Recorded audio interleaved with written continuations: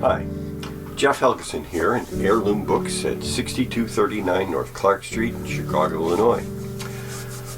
After having talked about the Trojan War and its aftermath for two of these segments, scrambling the chronology of the texts involved as a way to offer some form of narrative continuity, I thought I might as well just continue in that vein for at least one more session.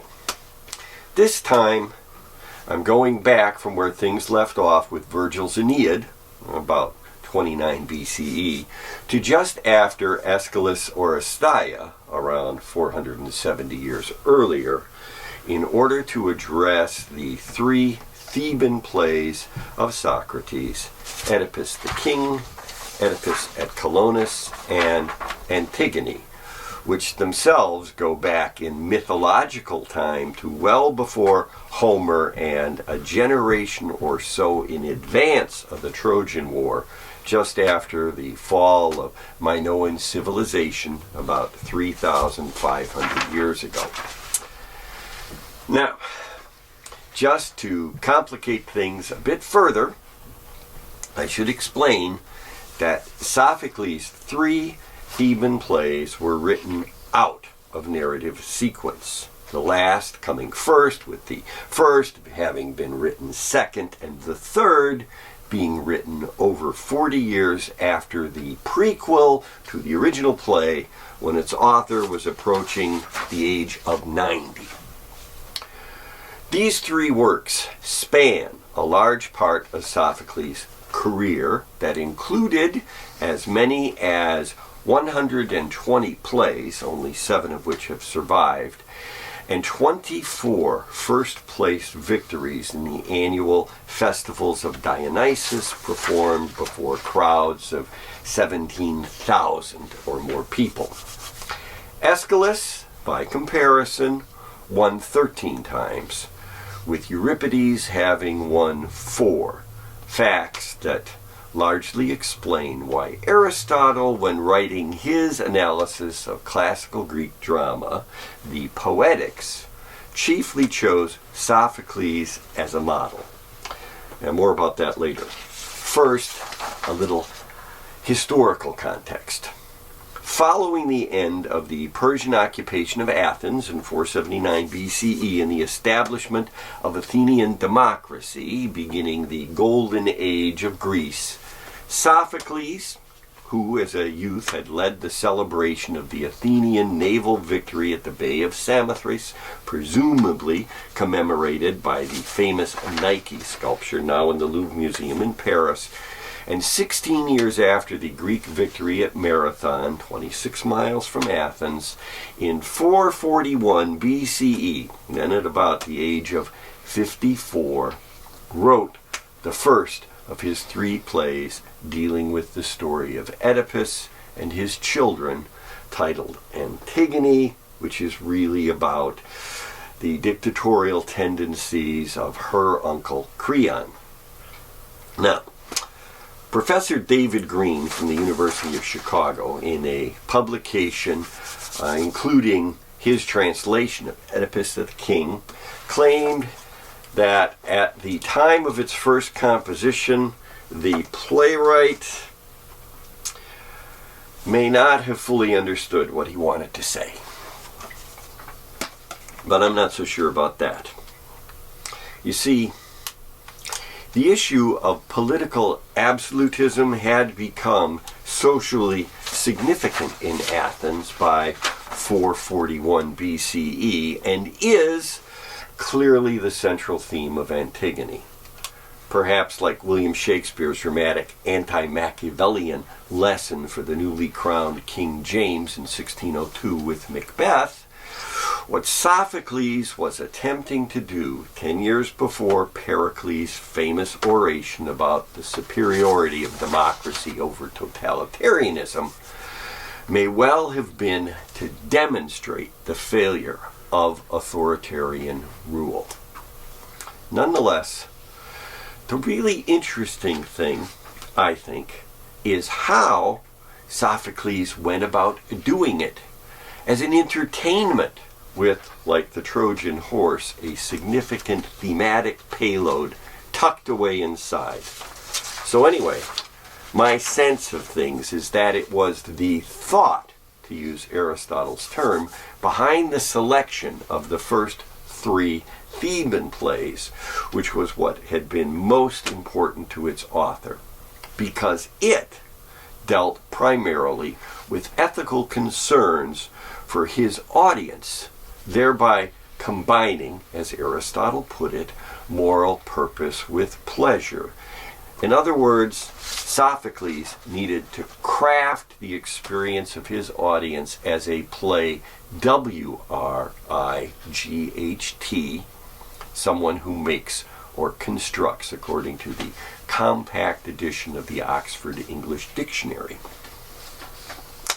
This is where Aristotle's Poetics comes in with regard to describing the kinds of things that someone like Sophocles had succeeded in creating, whether in terms of Antigone or its prequel, Oedipus the King, or the sequel to the prequel, Oedipus at Colonus. The artifact, created in the form of a play, Aristotle observed, consists of the imitation, mimesis, of a single action having 3 primary parts, beginning, middle, and end, and is comprised of 6 primary elements: plot, character, thought, diction, music, and spectacle. Plot, the events presented; character, the persons represented and their respective personalities, for lack of a better term; thought, logos, or worldview, ideas expressed through action, as stated by George Pierce Baker, Eugene O'Neill's instructor at Princeton, in his book titled Dramatic Technique; diction, use of language; music, all planned use of sound; and spectacle, the visual aspects of sets, costumes, and physical movement on stage. Add to this the unities of time, a single round of the sun; place, a single location for classical Greek theater, although not for Shakespeare and more contemporary writers; and character, personality of the individuals represented.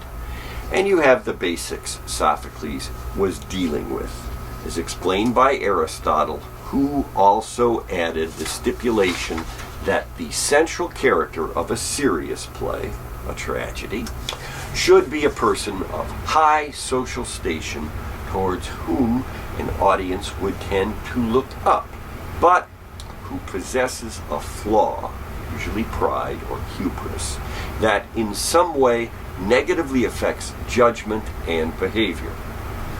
This failing, perceived by the audience, causes an emotional reaction of pity and fear, sympathy and apprehension, which is released in a reaction that Aristotle calls catharsis, a response to anticipated consequences resulting from the flaw, which relieves the anxiety caused by the events represented, like when a person passes away following a long illness, and mourners console themselves with the observation that at least the deceased's suffering has ended. That's the mechanism. A significant question, however, is what comes first?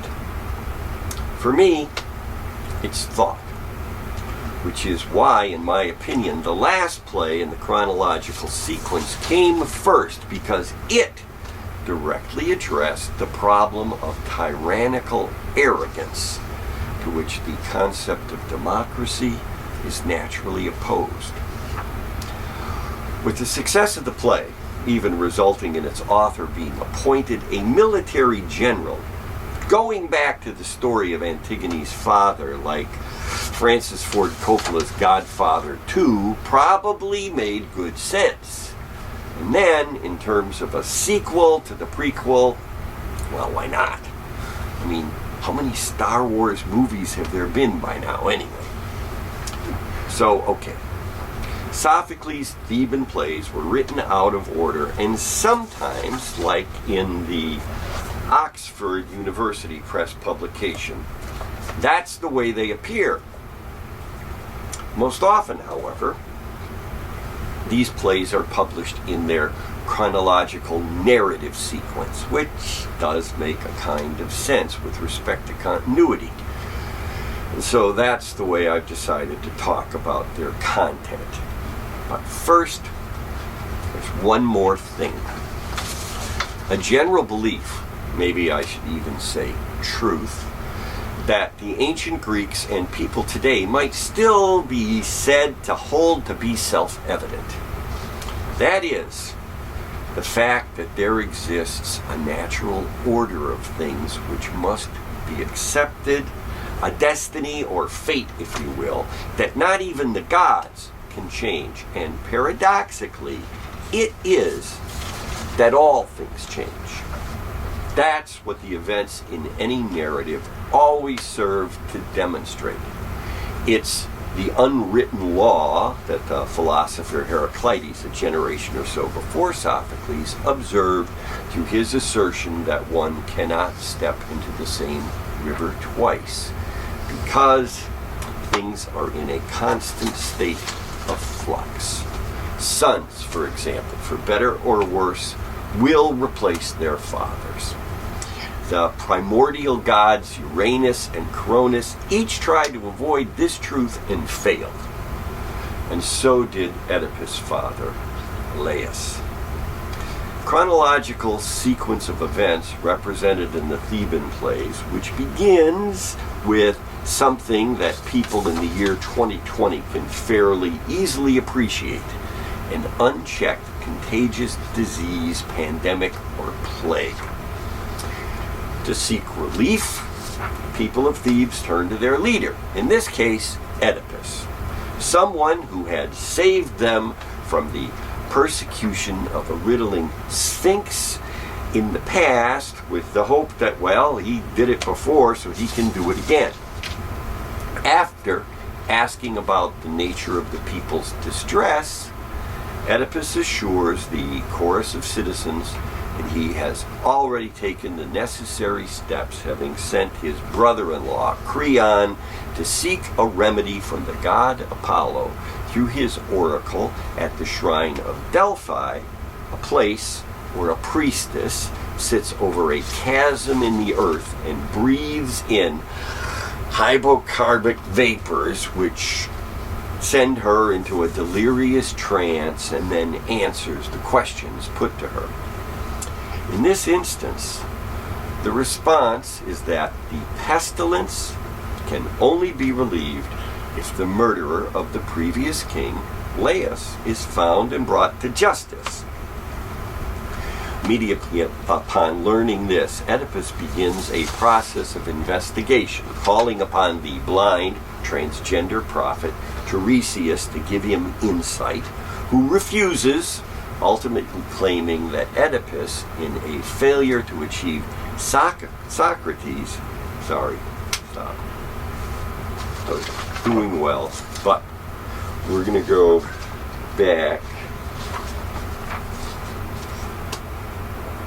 Tell me when I can start again. And I'm going back to page 28. 28 you want to go to? Yeah.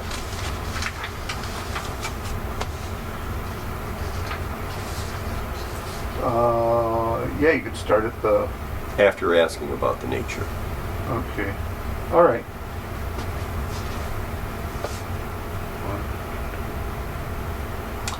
After asking about the nature of the people's distress, Oedipus assures the chorus of citizens that he's already taken the necessary steps, having sent his brother-in-law, Creon, to seek a remedy from the god Apollo through his oracle at the shrine of Delphi, a place where a priestess sits over a chasm in the earth and breathes in hydrocarbonic vapors before going into a delirious trance and answering the questions put to her. In this instance, the response is that the pestilence can only be relieved if the murderer of the city's previous king, Laius, is found and brought to justice. Immediately upon learning this, Oedipus begins a process of investigation, calling upon the blind transgender prophet Tiresias to give him insight, who refuses, ultimately claiming that Oedipus, in a failure to achieve Socrates' dictum, know thyself, is in fact ignorant of his own identity, angering the king and causing him to need to question others. Within the course of this process, he tells his wife and the mother of his 4 children, 2 boys and 2 girls, about the situation, and she dismisses the oracle, saying that her previous husband, the former king, Laius, had once been told by an oracle that their son would kill his father and marry his mother, and to avoid this fate had a shepherd take the infant far from the city with instructions to bind his feet and leave the boy to die of exposure. Questioning this old shepherd, Oedipus learns that he'd felt pity for the baby, and instead of abandoning him to death as he had been ordered to do, had given the child to a servant from the distant city of Corinth, where Oedipus himself had been raised as the only son of the king and queen. Coming back to the subject at hand, Oedipus inquires about how Laius had died, and is told that he had been on his way to consult the oracle at Delphi regarding the Sphinx when he was killed by a gang of robbers.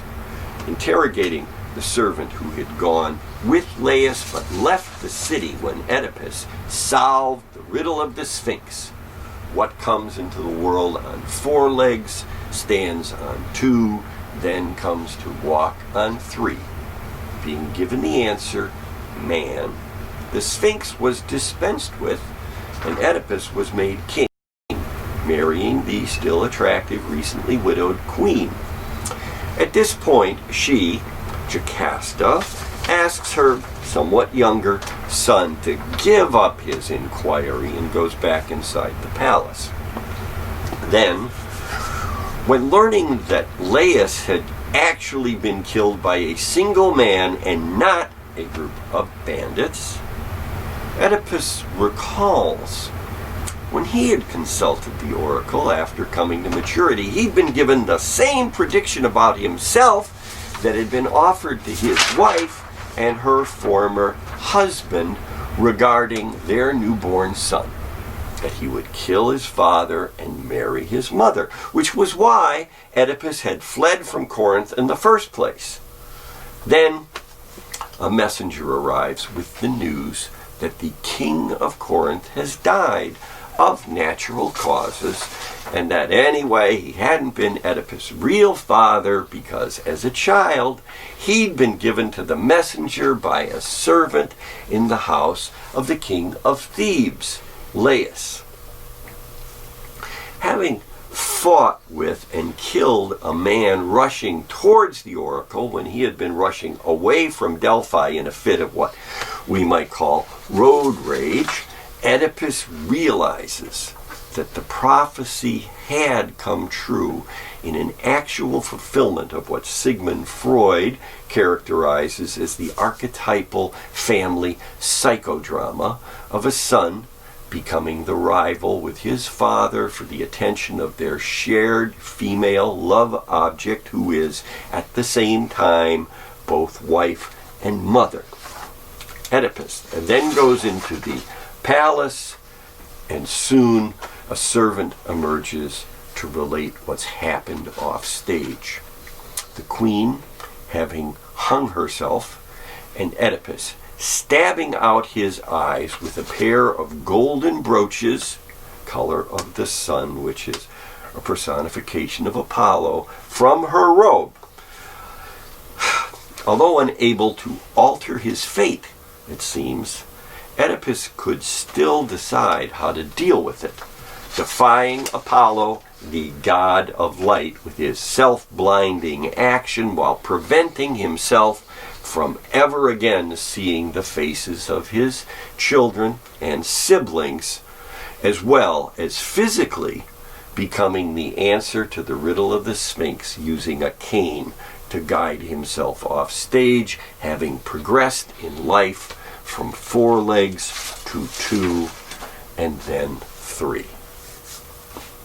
In the next play, second in the sequence, written at the end of Sophocles' life and during the Peloponnesian War, conflict between Sparta and Athens, the former allies against Persia, Oedipus at Colonus presents the former king as a blind beggar in exile, cared for by his daughter Antigone, while his 2 sons, who had agreed to alternately share the rule of Thebes on an annual basis, have become engaged in dispute over the throne. Oedipus is given shelter by Tiresias, the slayer of the monstrous Minotaur in the labyrinth on Minoan Crete, who, following his own father's suicide, believing that Tiresias had died due to a messaging error, has become king of Athens. Creon, Oedipus's uncle and former brother-in-law, Jocastus' brother, then comes to ask the old blind man to return to Thebes because an oracle has said that the city will suffer unless he is buried in its land. Denouncing Creon and cursing his 2 warring sons, Oedipus goes off alone to die in a sacred grove where his grave becomes a monument to the transcendent power of endurance. Finally, the first play having become the last in the cycle, Antigone deals with circumstances in Thebes following the death of Oedipus. His 2 sons have killed one another in single combat after Eteocles had refused to relinquish the crown when his term of office had expired, and his brother Polynices subsequently raised an army of 6 other leaders, the 7 against Thebes, which both Aeschylus and Euripides wrote about, and attacked the city.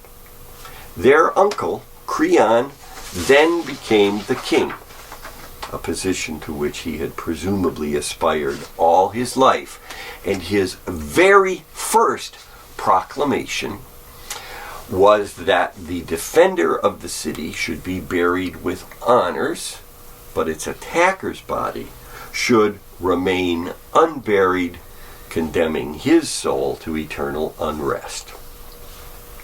Antigone, who has returned to Thebes after her father's death and become engaged to Creon's son, her cousin, however, decides that she must bury her brother in keeping with divine law and in opposition to the inaugural proclamation of the new king. Discovered to have challenged Creon's newly acquired authority by violating his very first decree, Antigone is sentenced to be buried alive with enough food and water to sustain her for a few days in the event that she might repent. Her fiancé then pleads for her release, and the king relents, but it's too late. Like her mother before her, Antigone has hung herself. Her betrothed then kills himself, as does his mother when she learns the news, leaving Creon, an emotionally dead shell of a man who had sought to go against natural law and leave the dead unburied while entombing the living. These circumstances then reveal a universal truth, as the chorus at the end of Professor Green's translation of Oedipus the King says,